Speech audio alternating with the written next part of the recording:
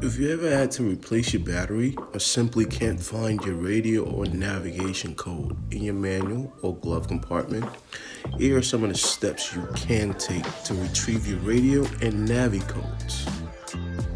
With the power off, you want to hold the 1, 6, and power button to retrieve the serial number, and that's going to show on the top screen.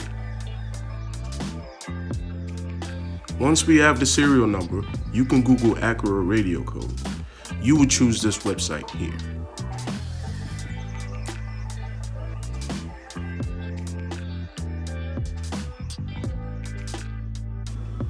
Now you're going to enter the VIN number of the vehicle, your zip code, your telephone number, email, serial number that you just acquired.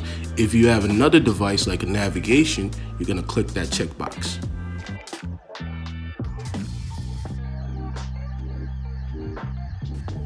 For the navigation serial number, you will hold the map, menu, and cancel button to unlock your Acura's hidden menu.